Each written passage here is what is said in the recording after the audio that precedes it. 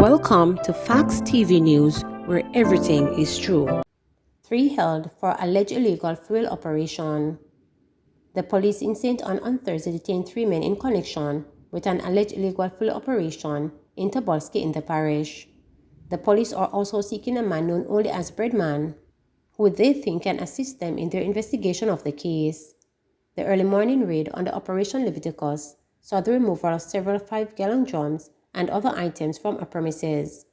Deputy Superintendent Linton Bailey, who is in charge of the crime portfolio in St. Ann, said the operation focused on Cockpit, Tobolski, and St. Deco. In Tobolski, we discovered a makeshift gas station that was being used to sell diesel, Bailey reported. It had several 5-gallon containers suspected to be used to store gas oil, also preferential use of the distribution and sales of gas oil, he added. He said an underground tank with more 5-gallon containers was also discovered.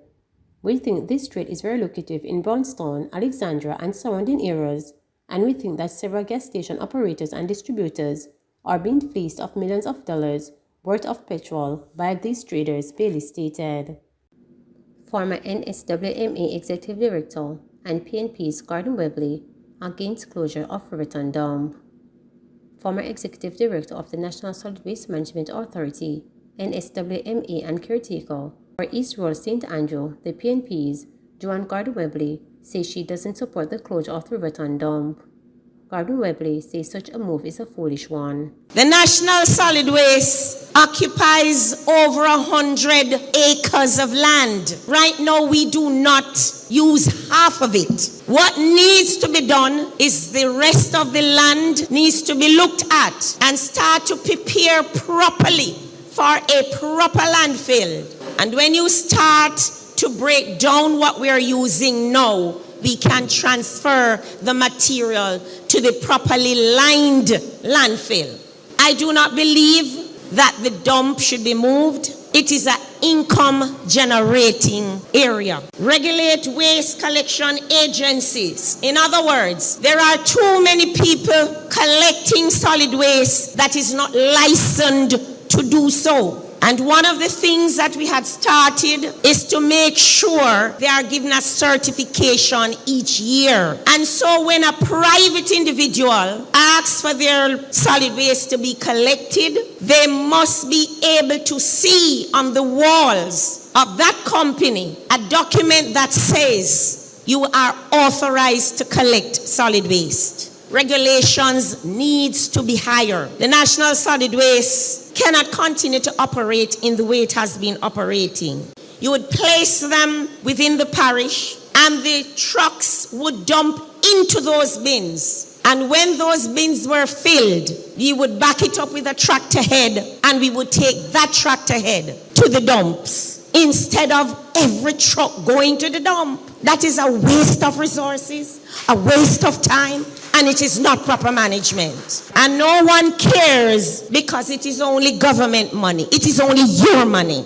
DPP Paula Llewellyn mourns father's passing.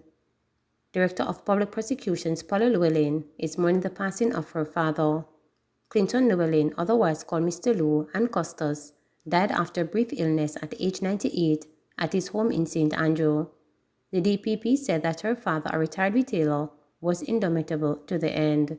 She said he played the innings of his life laced with courage, personality, and fearlessness. He believed in the primacy of work ethics and believed you should not get anything unless you work for it, Llewellyn said.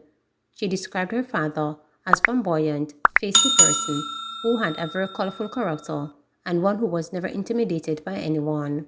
She said he believed his children should embrace good work ethics and integrity and must be able to speak through to power.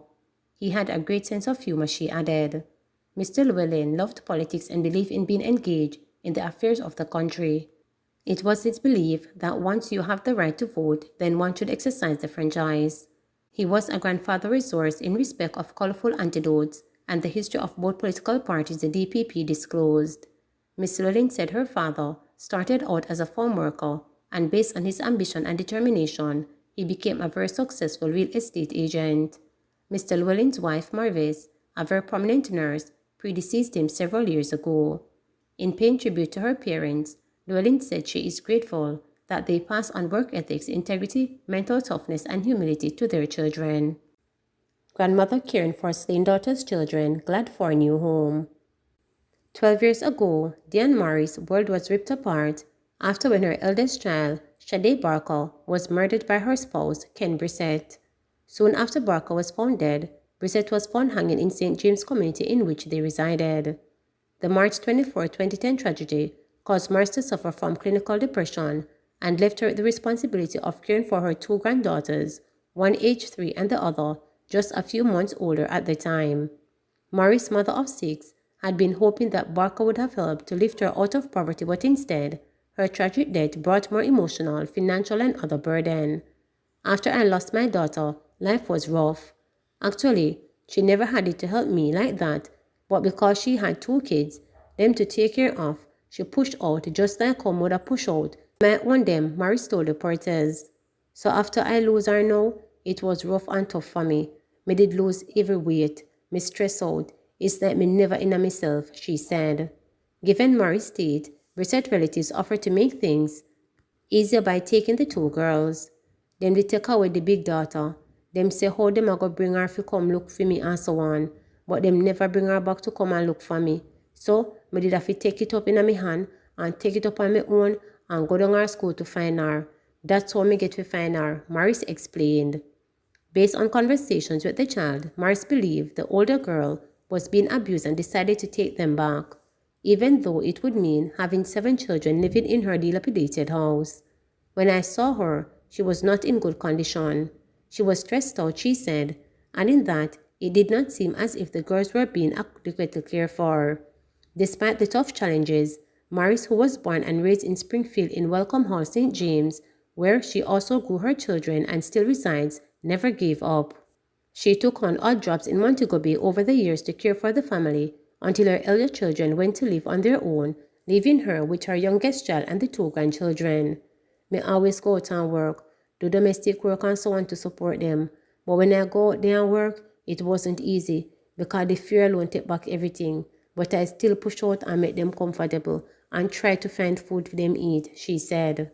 Morris told reporters that she had to scale back with doing domestic work around 3 years ago because of ill health. One of her nieces, who could not bear to see their living conditions, offered Morris and the 3 children a 1-bedroom board house perched on a hillside to live in. The bed them was not enough for them, so my daughter and the granddaughter, them would sleep on the bed. Sometimes they would sleep with me, but it's not in good condition. Enough space is not there or nothing, but me did thankful and grateful for it because it better than me outside, she told reporters. With the onset of the pandemic and working becomes more difficult to find, Morris said that the current times are now even more tough than when her daughter had just died.